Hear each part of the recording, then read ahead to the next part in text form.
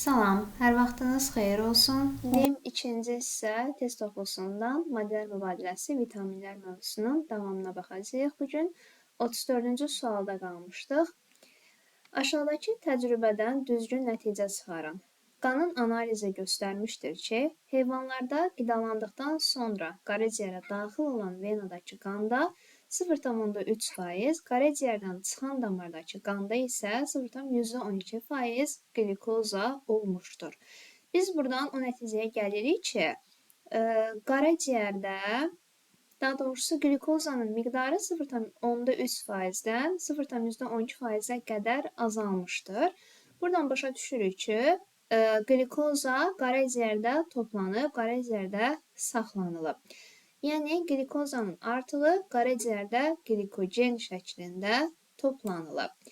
Bizə lazım olduqda bu glikogen, yəni aclıq müddətində tutalım, bu glikogen parçalanır, bizə enerji verir.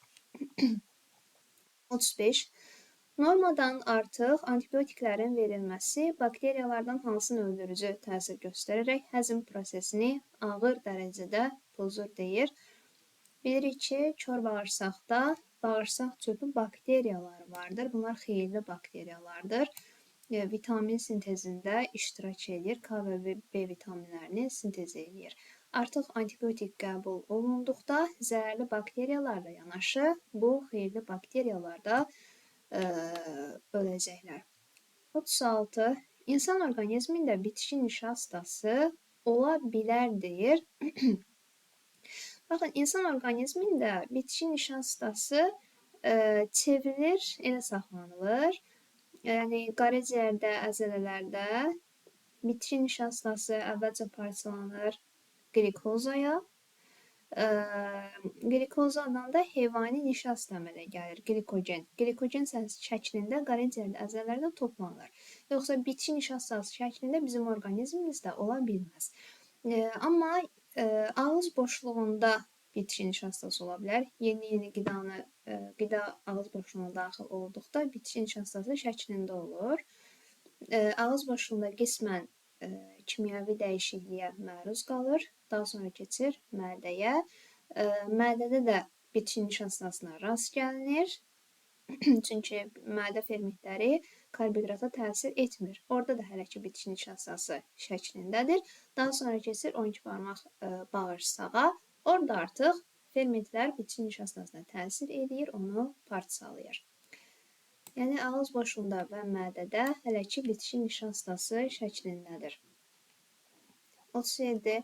Qidadakı zülalların parçalanmasından başlayaraq insan orqanizminə sintezinə qədər amin turşuların keçdiyi yolu göstərin deyir. Mən baxıram, variantların çoxunda limfa yazılıb. Limfa yağların ötürülməsini təmin edir limfa sistemi. Ona görə limfa olan variantları çıxıram, çünki o yağlara aiddir. Məndə bircə nə qalır? D bəndi. Həzm kanalından keçirən ağız boşluğu, qida borusu, mədə, bağırsaq. 12 barmaq bağırsaqdan sorulur qana. Qandan keçir toxuma mayesinə, yəni hüceyrə arası maddəyə. Oradan da keçir hüceyrəyə. Hüceyrədə də ribosomlarda zülallar sintez olunur artıq. Ona görə doğru cavab D bəndidir. 38. Karbohidratlarla zəngin qida qəbul etmiş sağlam insanın qanında glikozanın miqdarının dəyişməsi hansı qrafikdə düzgün verilmişdir? N glikozanın qanda normal miqdarını göstərir.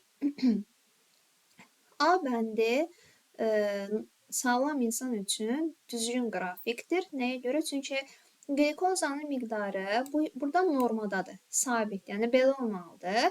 Karbohidrat qəbul etdikdən sonra başlayır qanda glikozanın miqdarı artmağa, artır.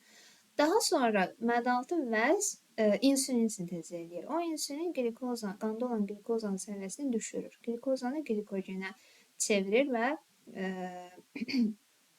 qanda glikozanın səviyyəsini yavaş-yavaş daha sonra dərhal azaltmağa başlayır və yenidən başlanğıcdakı miqdara gətirib tarazlayır. Bu, sağlam insanın normal fizioloji prosesdir, belə olmalıdır. A bəndi doğrudur. 39. İnsanın qaraciyərində yağ, zülal və karbohidratların çevrilməsi sxeminə əsasən düzgün mülahizələri müəyyən edin. Bu şəkil dərslikdə də var. Burada da qeyd olunub ki, nəzərə almaq lazımdır ki, yağ, karbohidrat bir-birinə, zülallar isə həm yağa, həm də karbohidrata çevrilə bilir. Y ilə Z-dəki oxlara baxın, bir-birinə çevrilə bilir. Deməli, biri yağdır, biri də karbohidratdır. Məsələn, tutalım ki, ya Y karbohidratdır, Z yağdır, tərsinə də ola bilər. Y yağ, Z karbohidrat ola bilər. Ən başdakı da zülaldır. Zülal həm yağa, həm karbohidrata çevrilə bilər. İndi yazılanlara baxaq. X zülaldır. Bəli, X 100% zülala uyğun gəlir. Z həzm sistemində amin turşularına parçalanır. Z ya yağdır, ya karbohidratdır. Onlar da amin turşusuna parçalanır. 2 səhvdir. Y yağ ola bilməz. Xeyr, Y yağ ola bilər. Y və Z-in tərkibi eyni elementlərdən ibarətdir. Yəni, karbohidratın və yağın tərkibi eyni elementlərdən ibarət olacaq. Çünki ikisinin də əsas tərkibi karbon, oksigen və hidrogendir. Ona görə 4 də doğrudur. 1 qram X maddəsi tam parçalandıqda 38-19 kilojul enerji ayrılır. X zülaldır, o da parçalananda 17,6 kilojul enerji ayrılır. Səhvdir, Z karbohidrat ola bilər. Bəli, Z karbohidrat ola bilər. Doğru variantlar 1, 4 və 6-dır. Digər bişmiş kələmdə 160 mg B qrupu vitamini qalıbsa, deməli, bu qədər B qrup vitamini qalıbsa, kələm bişməmişdən əvvəl bu vitaminin miqdarı neçə milliqram olmuşdur? Əvvəlcə xatırlayaq, bitki mənşəli qidalar bişəndə B qrup vitaminlərinin 20%-ni itirirlər. 20%-ni itirirsə də yerdə qalacaq 80%. O 80% də şərtə görə 160 milliqrama uyğun gəlir. Ona görə mən yazıram 160 milliqrama 80%. Məndən bunun ümumisini soruşur da, bişməmişdən əvvəl. Yəni, bunun 100%-i nə qədər imiş? Məndən onu soruşur. 100%-ə də X yazıram. Buradan X-i tapmaq üçün 160-ı 100-ə vurub 80-ə böləndə eləyəcək 300. 40-da deməli, kələm bişməmişdən əvvəl 200 milliqram B qrup vitamini olmuşdur. 41-də deyir, kələmi qaynatdıqda onun tərkibində olan B qrup vitaminlərinin miqdarının temperaturdan asılı olaraq dəyişməsi verilib. Qrafikə əsasən X-i müəyyən edin. Yəni, temperatur artdıqca, qaynadıqca kələmdə olan B qrup vitamini azalmışdır. Əvvəlcə 150 milliqram olub. Gəlin burada qeyd edək. Yəni ki, 150 milliqram ümumi imiş, 100% imiş əvvəlcə.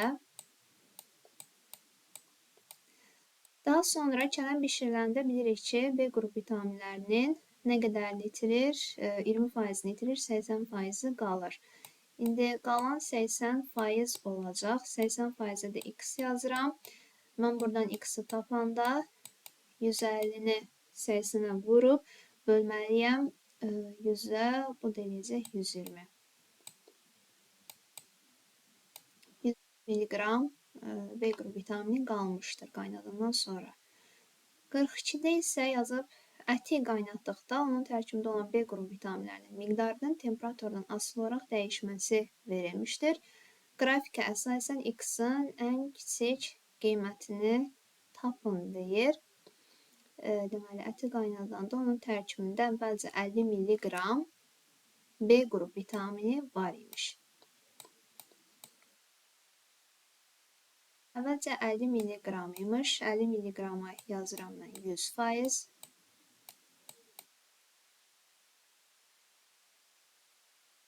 Qrafikə əsasən X-in ən kiçik qiymətini tapmaqdan ötürü, demək bu maksimum tərkibində olan B qrup vitamini itirilməlidir. x ən kiçik qiymət alsın deyə.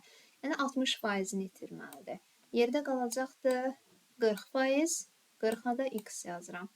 50-ni 40-a vurub 100-ə böləndə edəcək 20. 20 mg B qrup vitamini qalmışdır. Əgər 60% yerinə 15% ilə hesablasaydım, yəni 100-ün 15-ini itirmiş olsaydı, yerinə qalacaqdı 85%.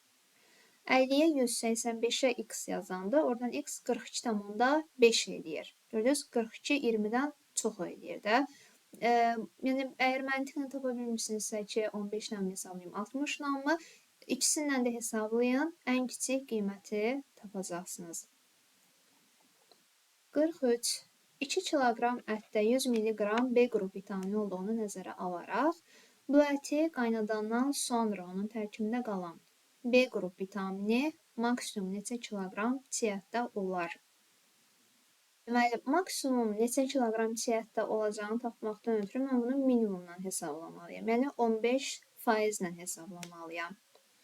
Bizdə var ümumi 2 kiloqram ətdə 100 mg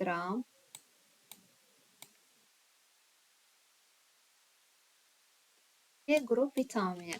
100 mg-mız ümumidir, 100%-dir. Bu əgər 15%-ni itirsə, yerdə qalacaq 85%. 85% x-dir. X bərabərdir 85-i 100-ə vurub 100-ə böləndə edəcək 85 mg. Deməli, qaynadandan sonra 85 mg B qrupu neçə kiloqram çiğ ətdə olar? Mənə məsələnin şərtində verib ki, 2 kiloqram ətdə bu qədər B qrup vitamini var. 2 kiloqram ətdə 100 mg B qrup vitamini və 85 mg B qrup vitamini neçə kiloqram ətdə olacaq? 85-i 2-yə vurub 100-ə böləndə bu 170, 100-ə də böləndə 1,7 kiloqram B qrup vitamini olacaq maksimum. İstəyirsiniz o birisi ilə də hesablayaq, məsələn 60% ilə. Onda belə olacaqdır, 100 mg-a 100% yazacaqdıq, 60%-ə də x. X bərabərdir, 60%-ni hesablayanda 40%-ə x yazacaqdıq. 100-ə 100, 40-a x, x bərabərdir edəcəkdir 40 mg. 2-yə 100, 40-a x yazanda 40-ı 2-yə vurub 100-ə böləndə edəcək 0,8. Cavabı 0,8 alacaqdıq, minimumdan tapmış olacaqdıq. Yəni, əgər minimumu, maksimum hansını hesablanacağınızı bilmirsinizsə də, ikisindən də hesablayın, hansı ən çoxsa da o variantı da götürün. 43-ə baxaq.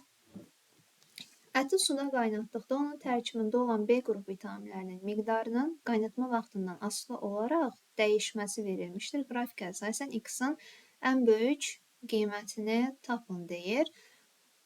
Buradan yazıram. Deməli, x ümumidir, 100%. Yəni, hələ qaynatmazdan əvvəldir. B qrup vitamini miqdarı 100%-dir. Mən istəyir x-in ən böyük qiymətini. Deməli, 60% ilə hesablamalıyam. 60%-ni itirdikdə yerdə qalır 40%. 40%-ə də yəni yerdə qalandır 40%. Yerdə qalan məndə 34 mg verib şərtdə. 40%-ə də 34 mg yazıram. 34-ü 100-ə vuranda 3400, onu da 40-a böləndə 85 mg edəcək. Doğru cavab 85 mg. 45-i şərhlərdə yazmanızı istəyirəm. Eyni tipdə sualdır. Yazıb şərhlərdə cavabı qeyd edərsiniz. 46-ya baxaq. Kələm qaynadanda, burada da kələm verib, qaynatdıqda onda olan B qrup vitaminlərinin miqdarının vaxtdan asılı olaraq dəyişməsi göstərilmişdir. X-in qiymətini müəyyən edin. Deməli, əvvəlcə 200 verib, qaynatmazdan əvvəl miqdarı, baxın, burada 200 mg-dır. 200 100%-dir.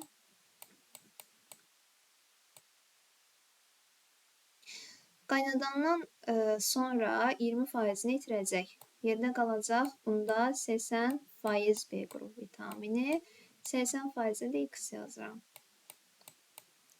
Buradan x bərabərdir. 80-i 200-ə vurub 100-ə böləndə 164. milliqram etmiş olacaq. Doğru cavab 160. 46-da. 47 də bunun tipdədir. 47-ni də şərhlərdə qeyd edərsiniz. 48. Çatışmadıqda gözlər zəif görür və ağzın seyirlikli qişası zədələnir. Gözlər zəif görür deyən kimi toyuq korluğu ilə səhv salıb A vitaminini qeyd edirlər, amma dərsliyi diqqətli oxusaz, gözlərin zəif görməsi, ağzın seyirlik qişası zədələnməsi B2 vitamininə aiddir. Biri A bəndidir. Dəridə sintez olunur. D vitamini günəşin ultraviyolət şüalarının təsiri altında dəridə sintez olunur. Əzələlərin cinsiyyət vəzilərin işini tənzimləyir. Y vitaminidir. A, C və D. Maddələr mübadiləsi, vitaminlər mövzusunun da sonuna gəldik. Videonu bəyəndinizsə like atıb abunə olmağı unutmayın. Sağ olun.